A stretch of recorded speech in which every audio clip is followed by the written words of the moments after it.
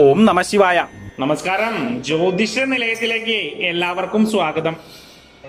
ജ്യോതിഷത്തിൽ പരിഗണിക്കപ്പെടുന്നതും മനുഷ്യ ജീവിതത്തെ സാരമായി ബാധിക്കുന്നതുമായി കരുതപ്പെടുന്ന 9 ഗ്രഹങ്ങളിൽ വളരെ സാവധാനം സഞ്ചരിക്കുകയും വർഷത്തിലൊരിക്കലും 2.5 വർഷത്തിലൊരിക്കലും രാശി മാറ്റം നടത്തുന്ന പ്രധാനപ്പെട്ട 2 ഗ്രഹങ്ങളാണ് വ്യാഴവും ശനിയും.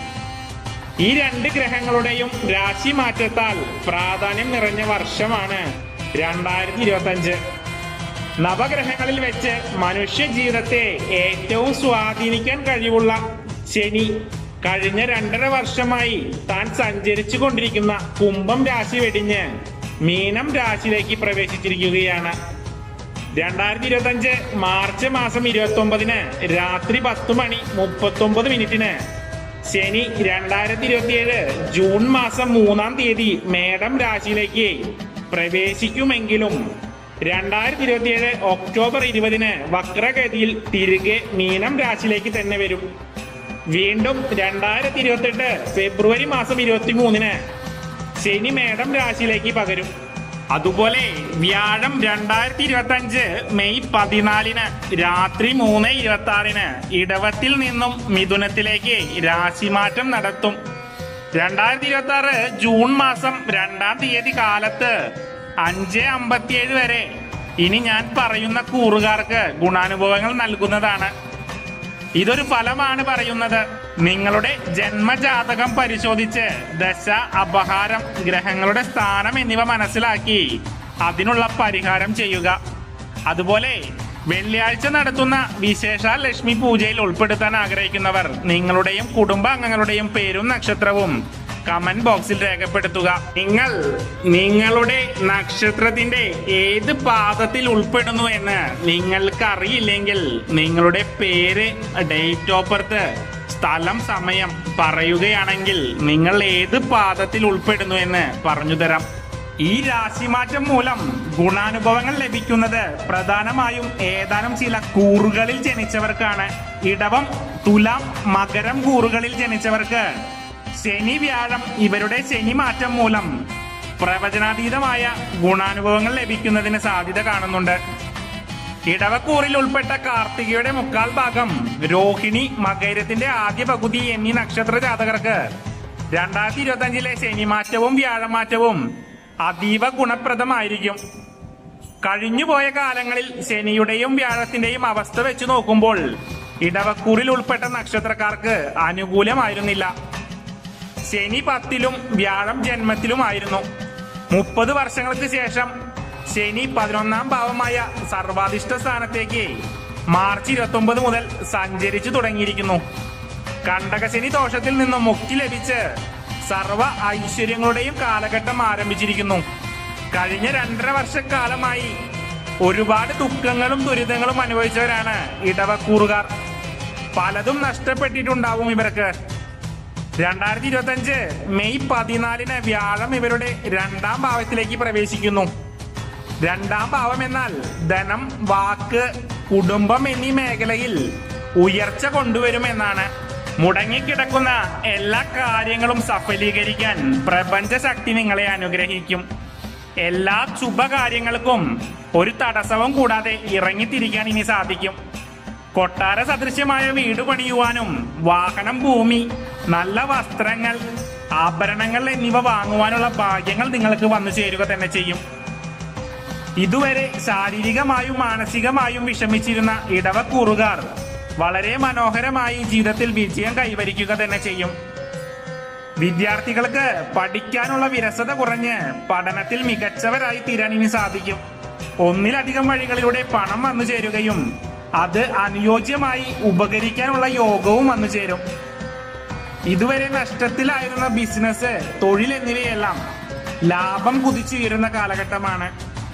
നിലവിൽ ദാമ്പത്യത്തിൽ ക്ലേശങ്ങൾ അനുഭവിച്ചു കൊണ്ടിരിക്കുന്നവർ ഇനിയുള്ള ജീവിതം സന്തോഷത്തോടെ ജീവിക്കുകയും ആഗ്രഹങ്ങളെല്ലാം സഫലീകരിക്കുകയും ചെയ്യും.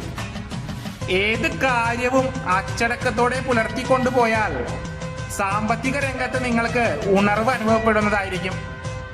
ശനി 11-ൽ സഞ്ചരിക്കുമ്പോൾ നല്ലൊരു ജോലി കിട്ടണമെന്ന് ആഗ്രഹിക്കുന്നവർക്ക് അനുയോജ്യമായ ജോലി ലഭിക്കും.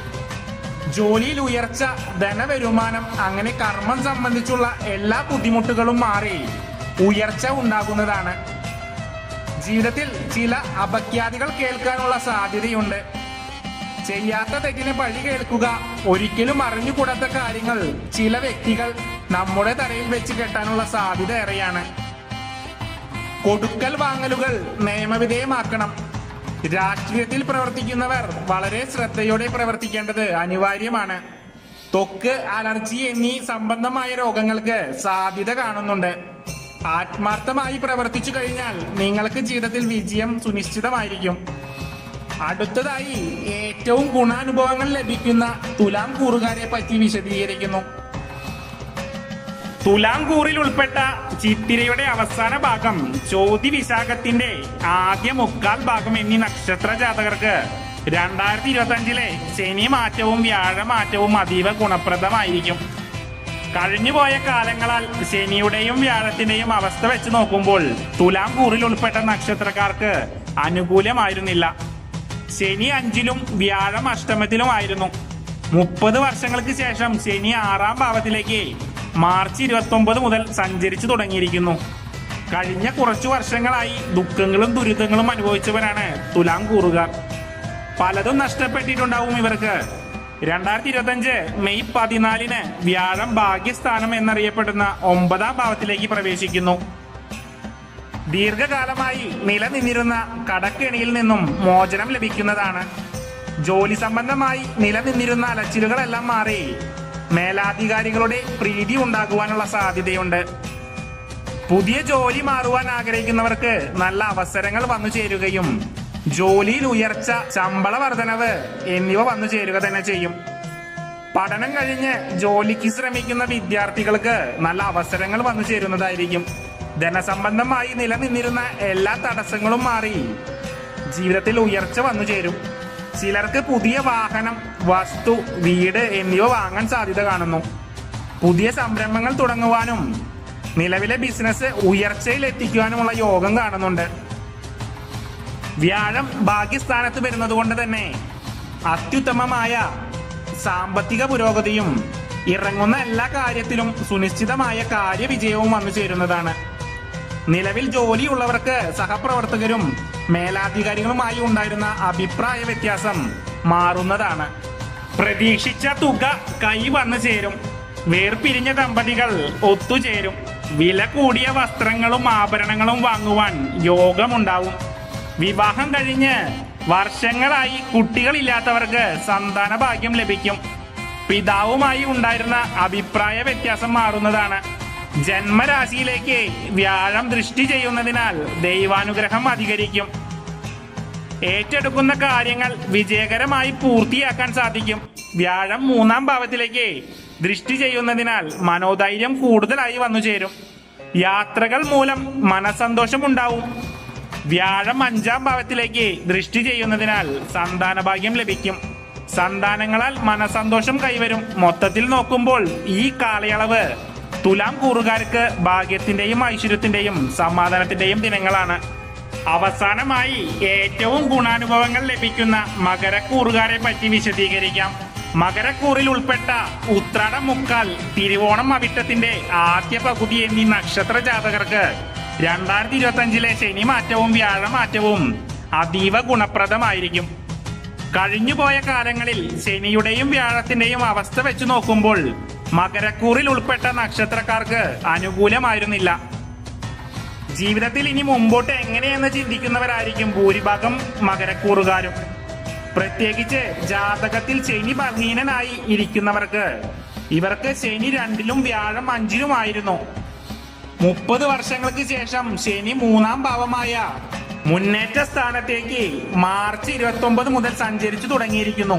2025 മെയ് 14-ാം തീയതി മുതൽ വ്യാഴം 6-ാം ഭാവത്തിൽ സഞ്ചരിക്കുന്നതിനാൽ ചിലവുകളും ശത്രുശല്യവും അധികരിക്കും എന്നൊക്കെ പൊതുവെ പറയുമെങ്കിലും മകരക്കൂറുകാർക്ക് ചിലവുകളെ സൂചിപ്പിക്കുന്ന 12-ാം ഭാവാധിപനായ വ്യാഴം 6-ൽ സഞ്ചരിക്കുന്നത് അധികം ദോഷം ചെയ്യില്ല. മാത്രമല്ല ശനിമാറ്റം അനുകൂലമായതിനാൽ ഗുണങ്ങളും ലഭിക്കും. ഏഴര ശനിയുടെ എല്ലാ ദോഷങ്ങളും മാറി ശനി ഭഗവാൻ നിങ്ങളെ അനുഗ്രഹിച്ച് ജീവിതത്തിൽ എല്ലാ സൗഭാഗ്യങ്ങളും തരുന്നതാണ്. ജീവിതത്തിൽ നന്മകൾ, നേട്ടങ്ങൾ എന്നിവയും നല്ല ജോലി, ബിസിനസ്സിൽ പുരോഗതി, കർമ്മരംഗത്തെ ഉയർച്ച എന്നിവയെല്ലാം മകരക്കൂറുകാർക്ക് സാക്ഷ്യം വഹിക്കാൻ പോകുകയാണ്. വീട് വിട്ട് അകന്നു താമസിക്കേണ്ടി വന്നവർ, ദാമ്പത്യ ജീവിതത്തിൽ ക്ലേശങ്ങൾ അനുഭവിച്ചു കൊണ്ടിരിക്കുന്നവർ, ഇവർക്കെല്ലാം ആശ്വാസത്തിന്റെ ഒരു കാലഘട്ടം ഉണ്ടാകുവാൻ പോകുകയാണ്. ശനി ഭഗവാൻ തന്നെ ആവശ്യമുള്ളതെല്ലാം നിങ്ങൾക്ക് തന്ന് അനുഗ്രഹിക്കുന്നതാണ്. ശത്രുക്കൾ അകന്ന് കടം കൊണ്ട് പൊറുതിമുട്ടിയവർക്ക് വിജയം സുനിശ്ചിതമാണ്. പുതിയ ജോലി അന്വേഷിക്കുന്നവർക്ക് വിദേശത്തായാലും സ്വദേശത്തായാലും നല്ല ജോലി ലഭിച്ച് സാമ്പത്തികമായി ഉയരാനുള്ള സാധ്യതയുണ്ട്. നിലവിൽ ജോലിയുള്ളവർക്ക് ശമ്പള വർധനവും പ്രമോഷനും ലഭിക്കുന്നതാണ്. വിവാഹ തടസ്സങ്ങൾ നേരിടുന്നവർക്ക് തടസ്സങ്ങൾ മാറി നല്ല പങ്കാളിയെ ലഭിക്കും. ഇണങ്ങി കഴിയുന്ന ദമ്പതിമാർ വീണ്ടും ഒത്തുചേരും. നിങ്ങൾ ഏതൊക്കെ ഉദ്യമങ്ങളിൽ പരാജയപ്പെട്ടിട്ടുണ്ടോ അതിലൊക്കെ വിജയം കൈവരിക്കാൻ പോകുകയാണ് ഈ ശനിമാറ്റത്തോടു കൂടി. കൂടെ ഏത് കാര്യം ചെയ്താലും ജീവിതത്തിൽ ഉയർച്ച ഉണ്ടാവുമെന്ന ഒരു മനോധൈര്യം നിങ്ങൾക്ക് ശനി ഭഗവാൻ തന്ന് അനുഗ്രഹിക്കുന്നതാണ്. ജോലിയുള്ളവർക്ക് ജോലി ഭാരം അധികരിക്കുമെങ്കിലും ശമ്പള വർധനവ് ഉണ്ടാവും. തടസ്സപ്പെട്ട ഗൃഹനിർമ്മാണ പ്രവർത്തനങ്ങൾ പൂർത്തിയാക്കാൻ സാധിക്കും.